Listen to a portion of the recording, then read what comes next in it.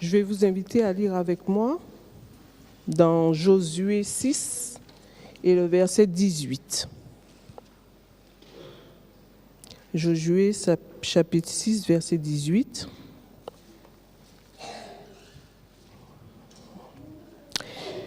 Gardez-vous seulement de ce qui sera dévoué par interdit. Car si vous preniez de ce que vous aurez dévoué par interdit, vous mettriez le camp d'Israël en interdit et vous y jetteriez le trouble. Amen.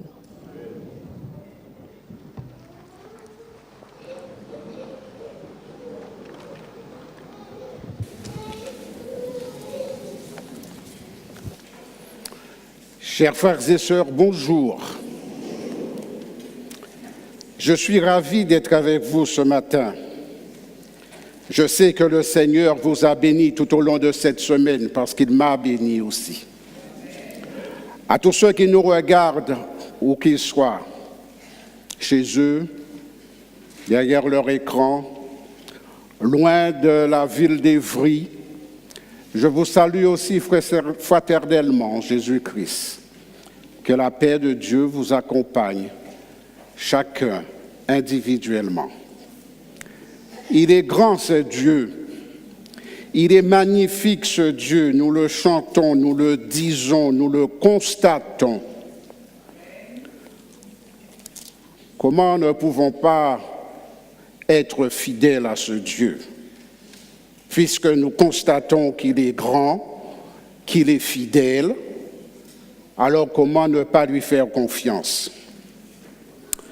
Vous venez d'entendre le verset que notre sœur nous a lu.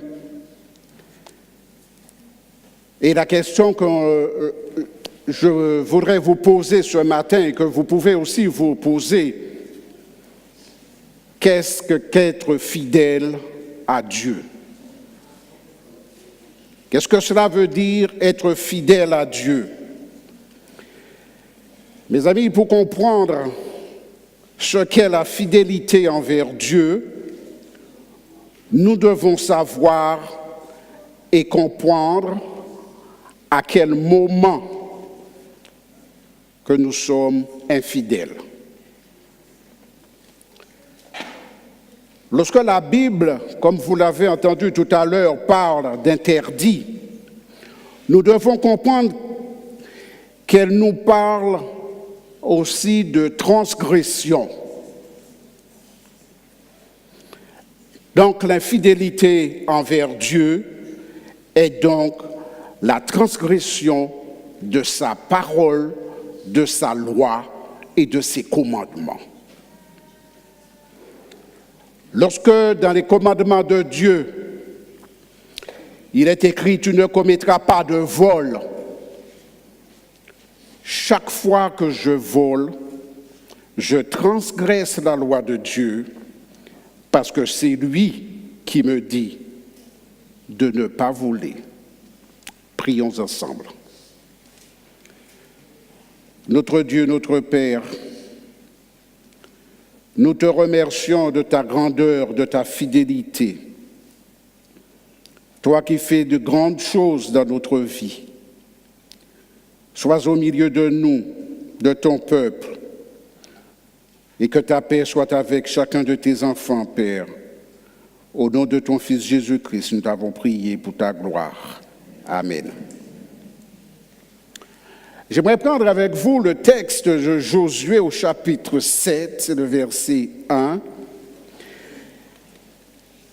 Josué chapitre 7, le verset 1. Et dit, les enfants d'Israël commirent une infidélité au sujet des choses dévouées par interdit. Akan, fils de Kami, fils de Zabadi, fils de Sérac, de la tribu de Juda, prit des choses dévouées, et la colère de l'Éternel s'enflamma contre les enfants d'Israël. Ce verset illustre parfaitement les conséquences d'une transgression à la loi de Dieu. dans le verset 2,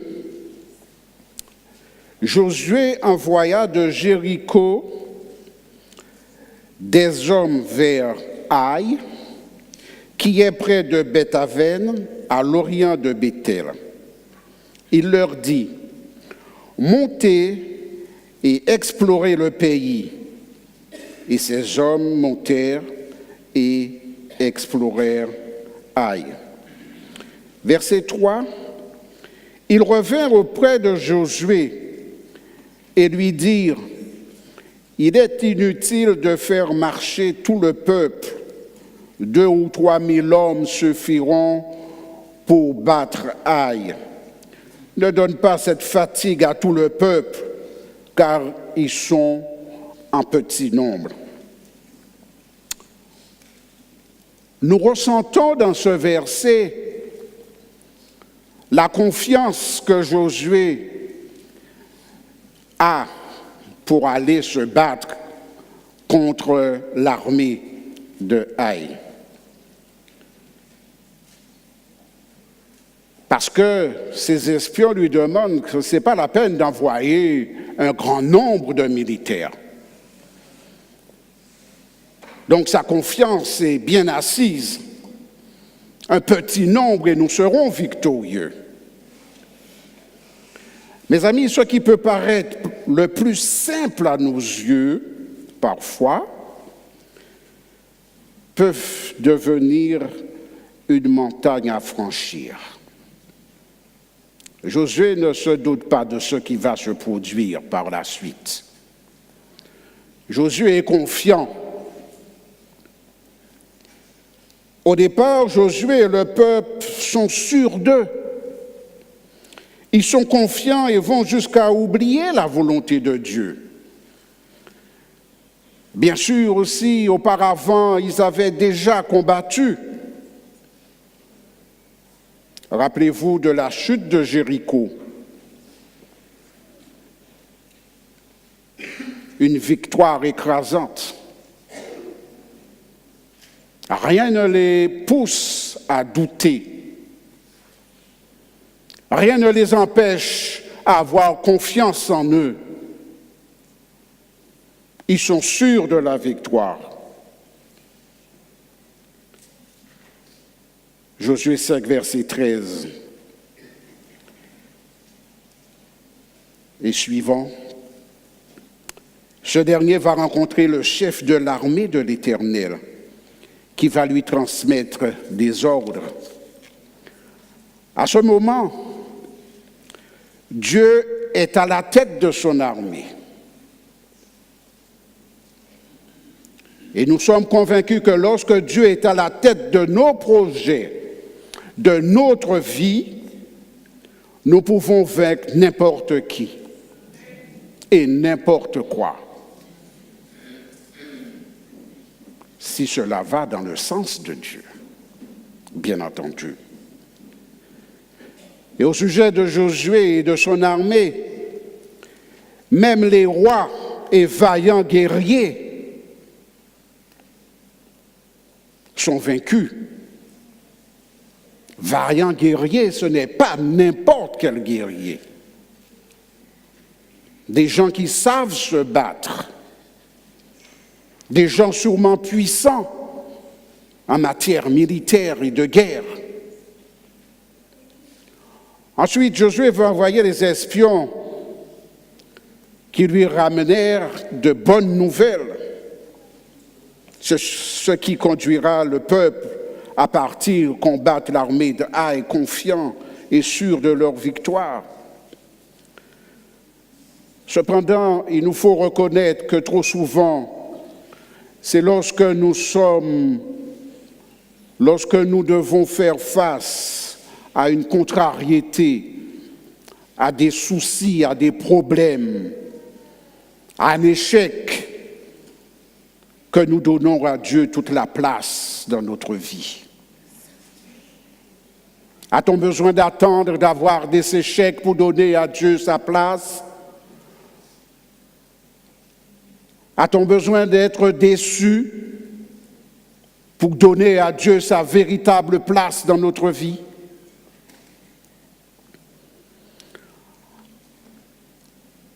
Alors cette lourde défaite de l'armée d'Israël, après cette lourde défaite, Josué va se mettre en colère. Cette défaite est amère et difficile à digérer. Il ne peut l'accepter. Il ne peut accepter cette défaite. Nous aussi, lorsque nous avons des défaites dans notre vie, c'est difficile de l'accepter. Et à ce moment, Dieu devient le responsable de notre défaite. Malheureusement, nous tenons Dieu pour responsable de notre défaite. Est-ce que Dieu est vraiment responsable de ce qui nous arrive, de notre défaite? Mes amis, aujourd'hui encore, nous rendons Dieu responsable de nos souffrances, de nos défaites, de nos malheurs. Mais qui est le vrai responsable? Dieu ou notre infidélité? Qui est responsable? Dieu? Ce Dieu aimant peut être responsable? Ou c'est mon infidélité envers Dieu qui me cause des ennuis?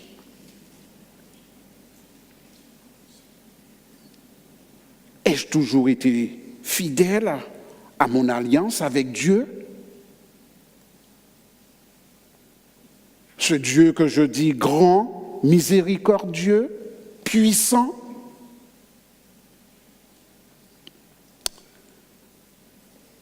Pourquoi, mes amis, pourquoi ce qui est simple au départ devient subitement compliqué et incompréhensible? Parfois, au lieu d'être à la tête, mes amis, nous sommes bien souvent la queue. Non pas parce que c'est Dieu qui veut que nous soyons la queue, mais parce que nous avons nous-mêmes choisi d'être la queue. Il est écrit dans le livre de Deutéronome, chapitre 28, versets 13 et 14, « L'Éternel te mettra à la tête des peuples et non à leur queue. Et tu seras toujours en haut et jamais en bas. Quand tu obéiras au commandement de l'Éternel ton Dieu, que je te prescris aujourd'hui d'observer et de pratiquer, et que tu ne te détourneras ni à droite ni à gauche d'aucune des paroles que je vous commande aujourd'hui pour aller après d'autres dieux et pour les servir et pour désobéir au commandement de Dieu.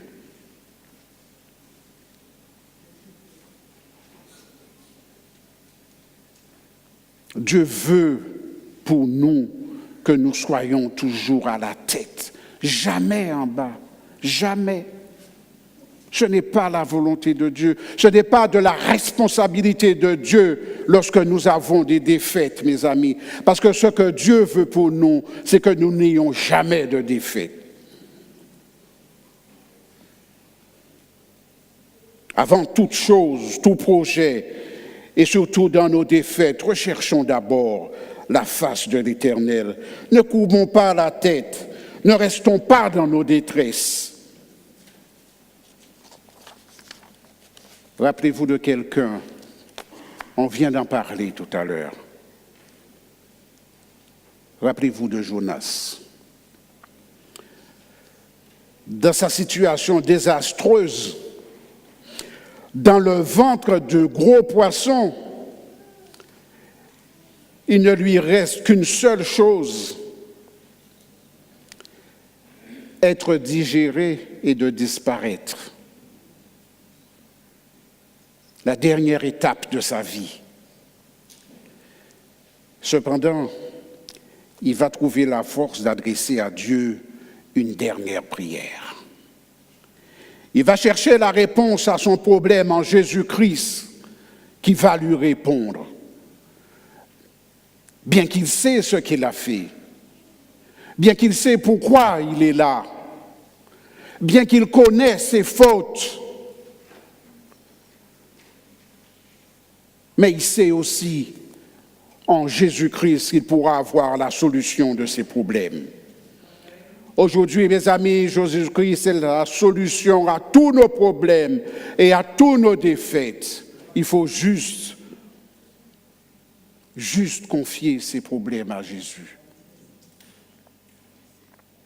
Lui seul peut nous sortir de nos mauvais pas, de nos mauvais choix. Et l'Éternel va répondre à Josué et lui dire, Israël a péché.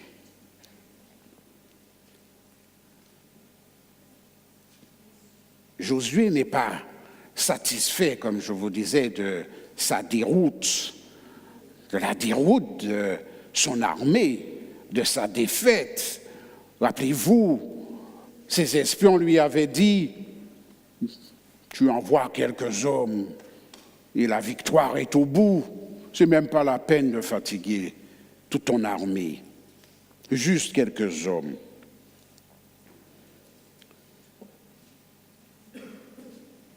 Et pourtant, Josué va se fâcher. Josué rend Dieu responsable de la déroute de son armée.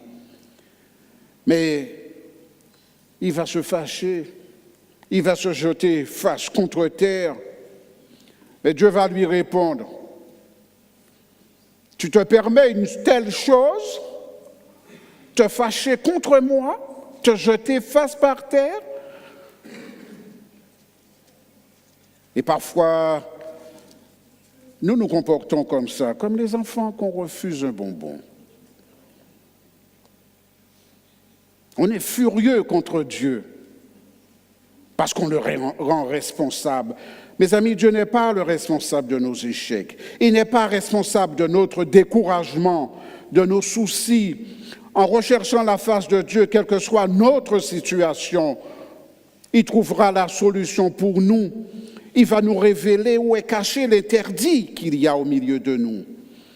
Un seul homme a fait entrer la transgression au milieu du peuple de Dieu, et c'est toute l'armée de Dieu qui était à la déroute. Un seul homme. Sachons bien que nous ne pouvons pas enfreindre la loi de Dieu sans qu'il y ait de graves conséquences.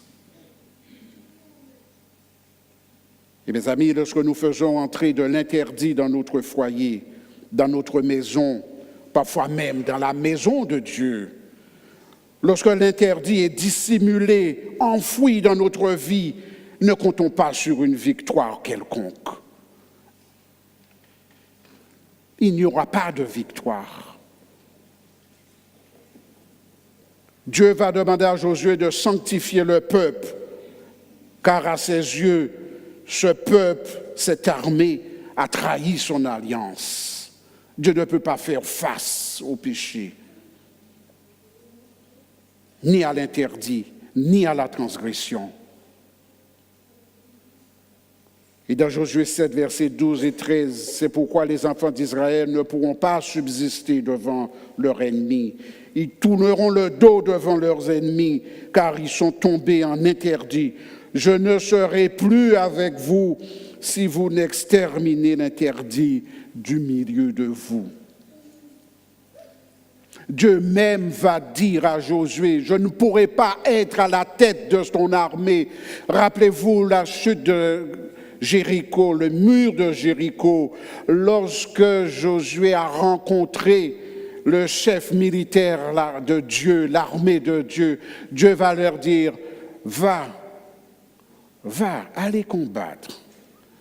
Je suis devant vous.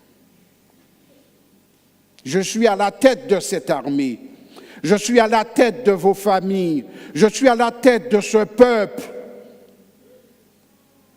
Et lorsque Dieu est à la tête, nous ne pouvons pas connaître la défaite.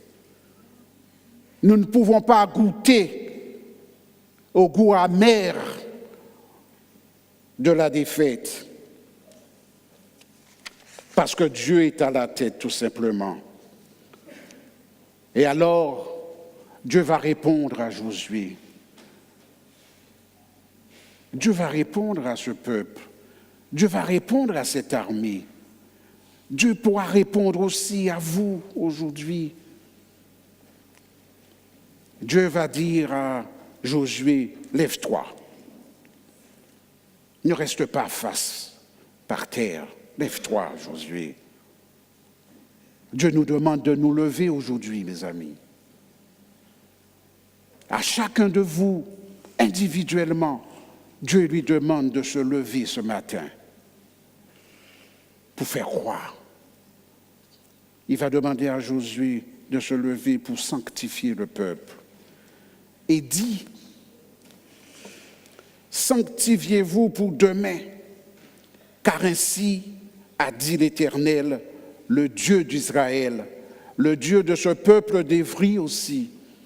Il y a de l'interdit au milieu de toi, ô Israël.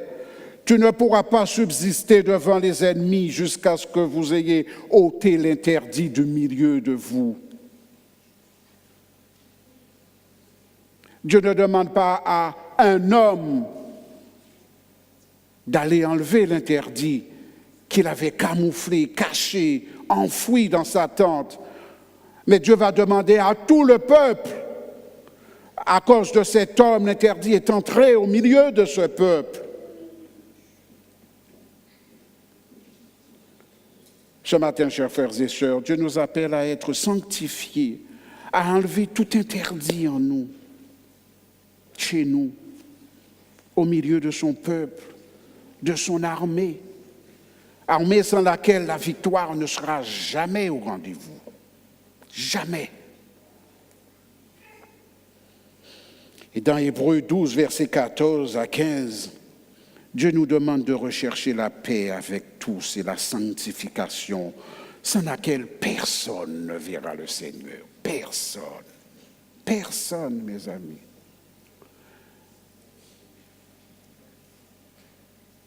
Et je m'imagine que si vous êtes ici ce matin, c'est pour voir ce grand Dieu, pour être avec ce grand Dieu. Pourquoi perdre son temps à venir ici si ce n'est pas pour voir Dieu? Pourquoi perdre son temps chaque samedi matin à venir à l'église si ce n'est pour profiter de la place que Dieu a été préparée pour nous? Veillez à ce que personne ne se prive de la grâce de Dieu, à ce qu'aucune racine d'amertume poussant dehors ne vous trouble et que plusieurs n'en soient infectés. Ce qui est arrivé à cette armée, à ce peuple, lorsque l'interdit est entré au milieu de ce peuple, ils ont tous été contaminés. Ils ont tous été contaminés. Et vous savez ce que c'est qu'être infecté par un virus, par une maladie. On subit les conséquences.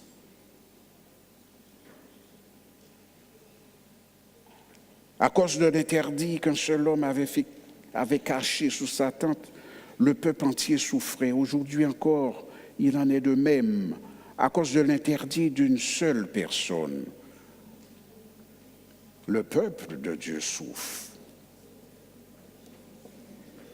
Je voudrais jusqu'à aller à dire, l'Église souffre parfois. L'Église peut en souffrir. Dans 1 Thessaloniciens chapitre 4, versets 3, 4 et 7, c'est ici en effet la volonté de Dieu que vous soyez sanctifiés, que vous vous absteniez de l'inconduite. Abstenez-vous, mes amis.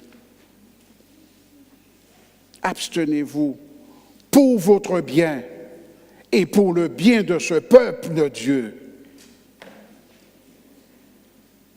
Pour votre bien, pour le bien de votre famille, pour le bien de vos enfants, vos fils, vos filles. que chacun de vous sache posséder son corps dans la sainteté et dans l'honnêteté. Dieu, en effet, ne nous a point appelés à la souillure, mais à la sainteté. L'Éternel va donner à Josué le moyen de découvrir la cause de la déroute du peuple d'Israël. Cet homme, c'est le responsable de cette déroute, était Akan. Akan sera désigné comme responsable de cette triste situation. Il va devoir avouer toutes ses erreurs et ses égarements. Il va devoir énumérer tous les interdits qu'il avait enterrés, cachés, enfouis dans sa demeure. S'il voulait donner gloire à Dieu, il devait énumérer ce qu'il avait fait. Chers frères et sœurs, donner gloire à Dieu, c'est aussi se confesser de tous ses péchés, les lui énumérer afin de se les faire pardonner. Et cela me fait penser à un homme que vous connaissez tous, Martin Luther King, qui disait, il savait qu'il allait avoir des soucis, peut-être voire être tué. Et il disait, je ne crains rien parce que j'ai vu la gloire de Dieu. Avez-vous vu la gloire de Dieu, mes amis? Craignez-vous quelque chose aujourd'hui?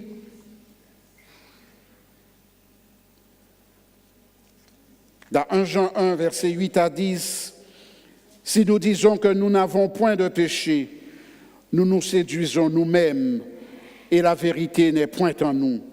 Si nous confessons nos péchés, il est fidèle et juste pour nous les pardonner et pour nous purifier de toute iniquité. Si nous disons que nous n'avons point de péché, nous le faisons menteur et sa parole n'est point en nous. Et nous ne verrons pas la gloire de Dieu.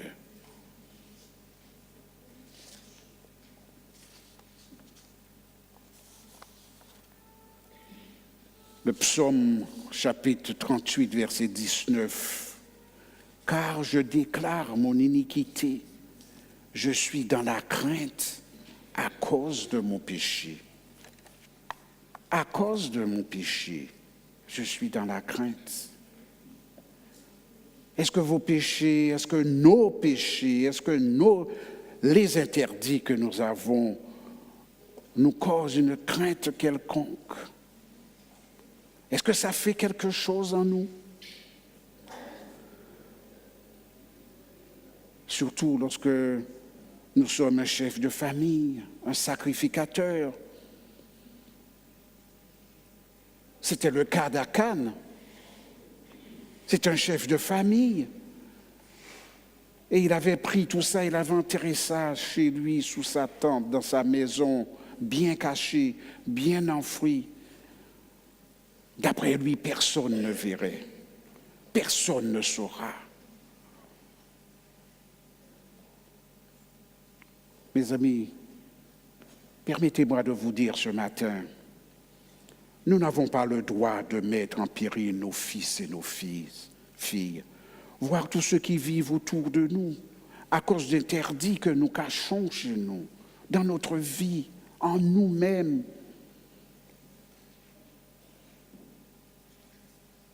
Je devrais dire, à cause des interdits que nous essayons de cacher. Parce qu'aux yeux de Dieu, nous ne pouvons rien cacher. Un jour ou un autre, Dieu va faire remonter ces interdits dans notre vie. Nous pouvons soigneusement cacher nos péchés aux pasteurs peut-être, aux responsables d'église, à nos voisins, à notre époux, à notre conjoint, à nos enfants.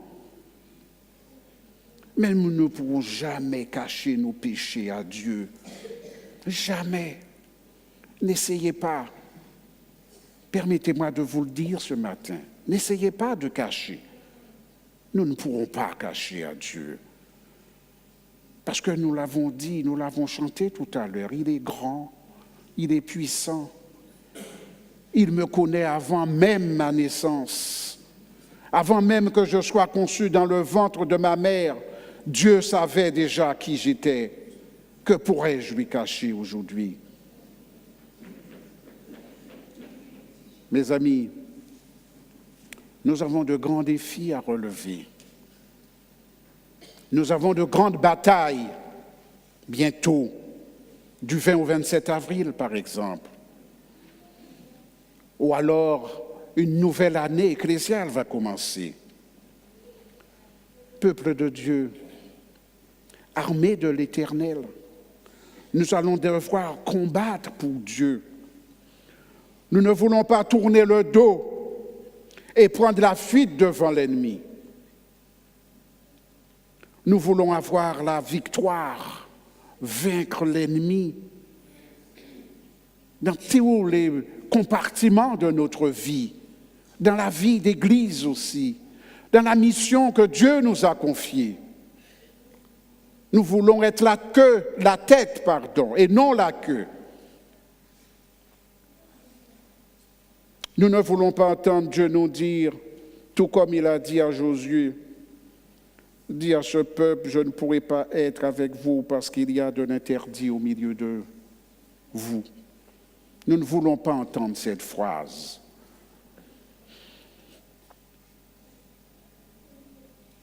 Il y a de l'interdit, s'il y a de la transgression. Dieu nous dira, je ne peux pas être devant, je ne peux pas être avec vous, je ne peux pas vivre à côté de vous, mes amis. Nous glorifions souvent Dieu avec ce chant qui dit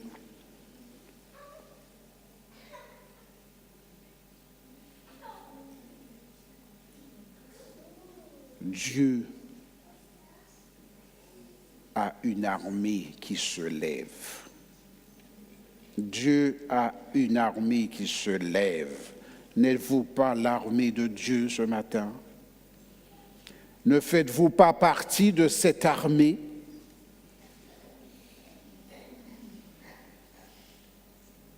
Dieu a une armée qui se lève pour lui obéir, pas pour transgresser. Dieu a une armée qui se lève pour le servir, pour être à sa disposition et pour suivre ses lois et ses commandements.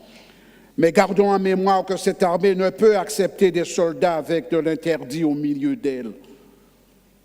Non, cette armée rejette tout interdit. L'armée de Dieu doit être pure devant Dieu, sans interdit, sans tache. Ainsi Dieu nous dira, ne crains point, ne t'effraie point. Prends avec toi tous les gens de guerre et lève-toi, monte à Haï, regarde, j'ai livré entre tes mains le roi d'Haï, son peuple, sa ville, son pays, tout.